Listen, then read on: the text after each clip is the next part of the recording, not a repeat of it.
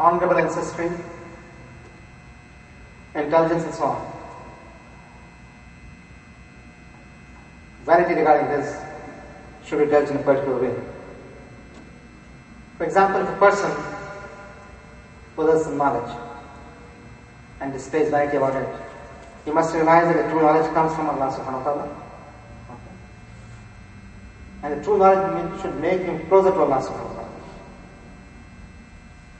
If that is the case, humbleness should be the course, and fear of Allah subhanahu wa ta'ala the light.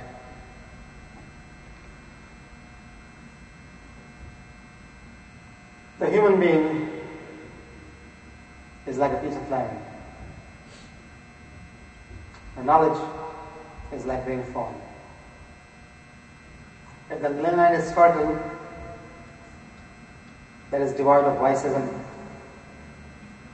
weeds will fallen. The knowledge waters it into beautiful blossoms. If the land is barren, rainfall does not result in good cultivation. All you get is weeds, thorns, and the kind. The knowledge then brightens a clean heart and darkens an already unclean self. Keep that in mind. Knowledge brightens a clean heart. At the same time, it darkens an unclean one. Hence, one must make his inner self purer, cleaner, and then with the knowledge realize the absurdity of vanity, the greatest humbleness and modesty. In Hadith al-Qudsi, Allah subhanahu wa ta'ala says, be humble and modest, and I will elevate you. If you seek an elevation, modesty is the course, humbleness is the path. So, if you have knowledge, go by that course. If vanity is because of piety, devotion to Allah subhanahu wa ta'ala, obedience to Allah subhanahu wa ta'ala, worship, okay, one must realize that piety should lead to humbleness, and that good deeds, devotion, worship, all will be destroyed with vanity. All virtuous action will be destroyed if you display vanity. As a matter of fact, an act of worship, an act of devotion, a good deed that makes a person vain and haughty, and itself becomes a sin. So instead of virtue, it has become a vice. Instead of good deed, it has become a bad one. Okay. Instead of obedience, it has become an act of disobedience. It does not remain worship or piety anymore. It has just become the opposite. For an act of worship, acceptance by the Creator is absolutely necessary. And that acceptance is dependent upon a host of factors and conditions. How one can be assured that he has met all those conditions? How one can ascertain that his deeds have passed through all those tests? What is the way of knowing it? So when you are not sure, what are you proud about? Why do you show vanity?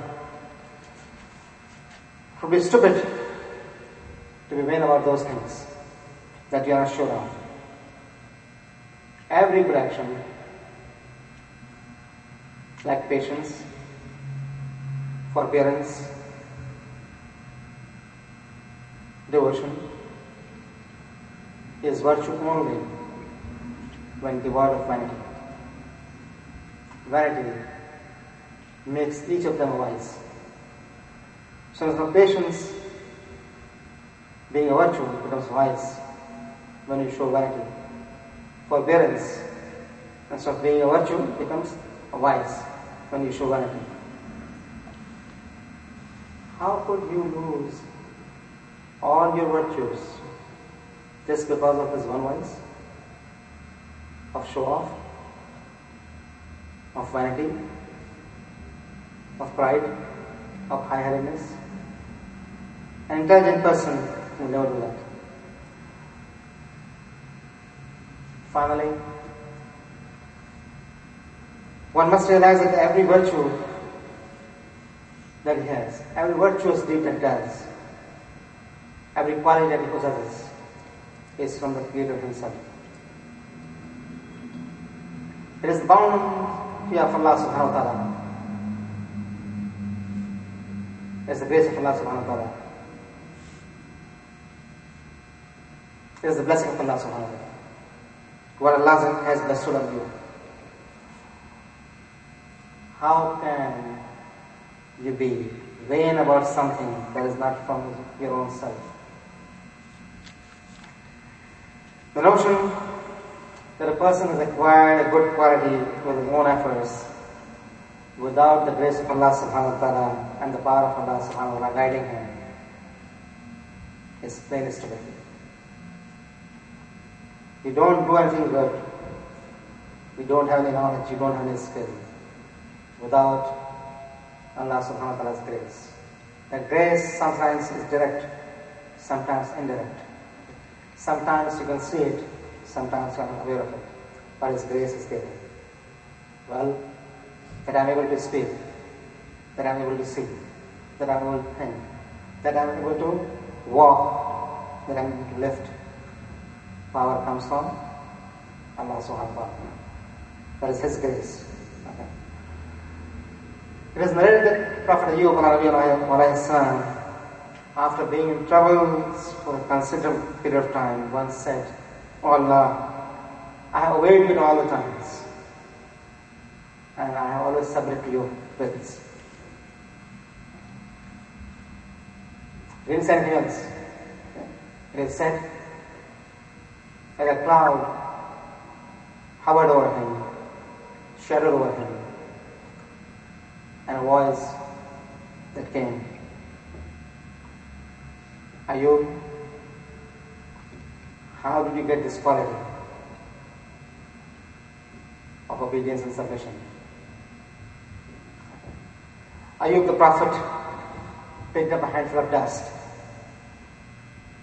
put the dust on his own head and said, "From you and you alone, O Allah subhanahu wa ta'ala."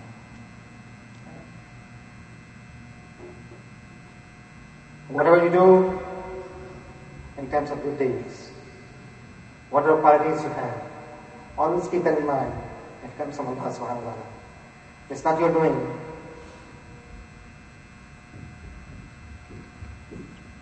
It is His grace.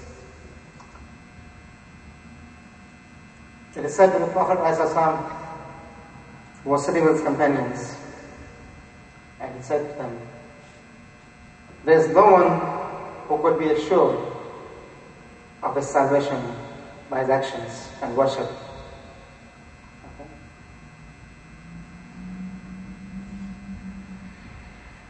One of the companions asked,